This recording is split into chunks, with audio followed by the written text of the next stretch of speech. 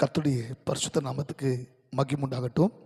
கர்த்தருக்கு பிரியமானவர்களே, மீண்டும் இந்த டெய்லி டிவைன்ஸ் ஊழியத்து மூலிமா உங்களை சந்திக்க நான் கர்த்தருக்குள் மிகவும் சந்தோஷம் அடைகிறேன்.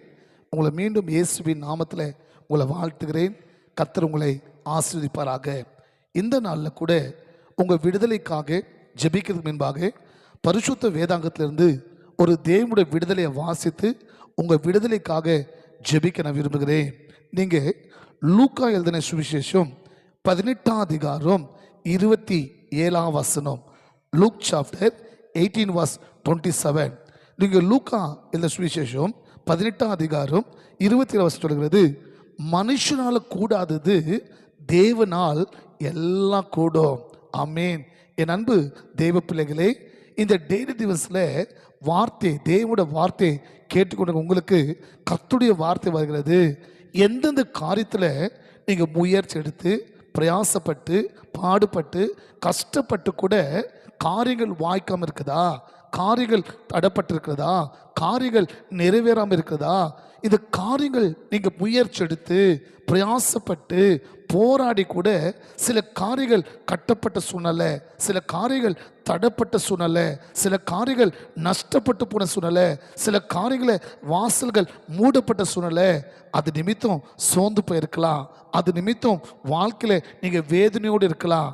ஆனால் இன்னைக்கு இயேசு சுவாமி சொல்கிறாரு, மகன் மகோ, மனுஷனால கூடாதது உன் தேவனால் எல்லாம் கூடும். இன்னைக்கு உன் பாரத்தை, உன் காரியங்களை, உன் தேவையை ஆண்டவர் சமூகத்தில் நீங்கள் வைக்கும் போது அந்த காரியத்தில் தேவன் ஒரு பெரிய அற்புதம் சேர்ந்து கர்த்தர் உங்கள் வாழ்க்கையில் மகிமை வெளிப்படுத்துவார்.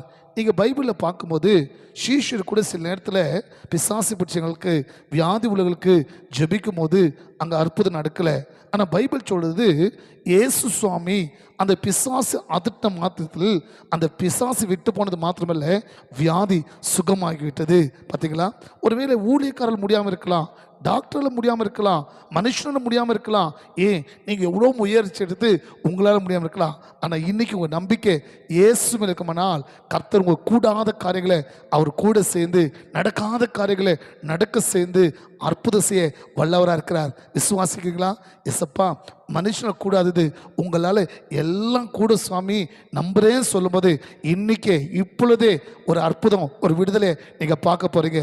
எஸ்ப்பா, இதோ இந்த டெய்லி மூலிமா இந்த வார்த்தையை கேட்டு யாரெல்லாம் விசுவாசமாக ஆண்டவரே மனுஷனில் கூடாதது ஏசப்பால கூடும் என்று சொல்லுகிறார்களோ, ஜெபிக்கிறார்களோ, நம்புகிறார்களோ, விசுவாசிக்கிறார்களோ, ஒத்துக்கொள்ளுகிறார்களோ, பொருத்தனை பண்ணுறாங்களோ, அவங்க வாழ்க்கையில் இப்போதே இயேசுவின் நாமத்தில் அற்புதம் நடக்கட்டும், தடைகள் ஒடிக்கட்டும், வாசல் திறக்கப்பட்டும், நஷ்டங்கள் நீங்கட்டும், காரியங்கள் வாங்கிட்டப்பா.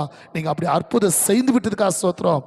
ஆசீர்வதிக்கிறேன் நல்ல பிதாவே. ஆமேன். God bless you.